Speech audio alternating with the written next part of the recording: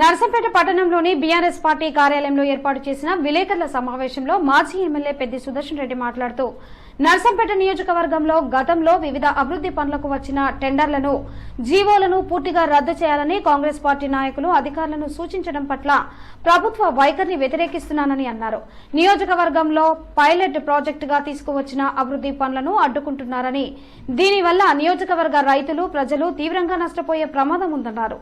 BRS ప్రభుత్వ హయాంలో వచ్చిన పనులన్నీ చివరి దశలో ఉన్నాయని, వాటిని సత్వరమే ఇప్పుడు గెలిచిన ఎమ్మెల్యే మొదలు పెట్టాలని, లేదంటే నియోజకవర్గ పరంగా చేపట్టిన పనుల దృష్ట్యా 297 కోట్ల 17 లక్షల రూపాయలను కోల్పోవడం జరుగుతుందని ఈ సందర్భంగా తెలిపారు. ఇప్పటికైనా కాంగ్రెస్ ప్రభుత్వం విపక్షాలకు అతీతంగా పనిచేసే పూర్తి కావచ్చని, పనుల మీద దృష్టి సారించి పనులను కొనసాగించాలని అన్నారు.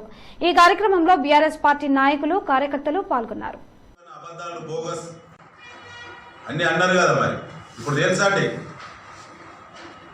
కుల సంఘాల భవనాలకు నేను ప్రత్యేక జీవో తెచ్చిన మీ పుణ్యాన రెండోసారి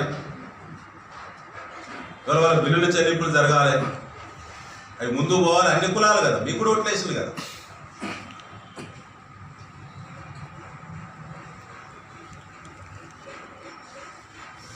అన్నిటిపైన సమగ్రమైనటువంటి సమీక్ష నిర్వహించండి. వచ్చిన ప్రతి రూపాయి నియోజకవర్గ ప్రజల క్షేమానికి, అభివృద్ధికి సద్వినియోగం చేసుకోవాలి.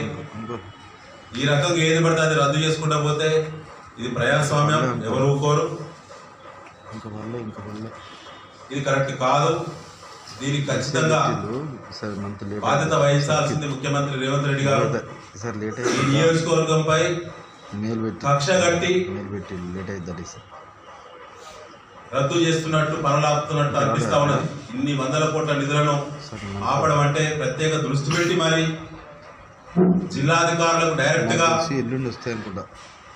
సీఎంఓ కార్యాలయం నుంచి ఫోన్లు వచ్చి నర్సంపేటలో ఉన్నాయండి, సమీక్షించండి, అది మీరు చేపిస్తున్నారా? సరే,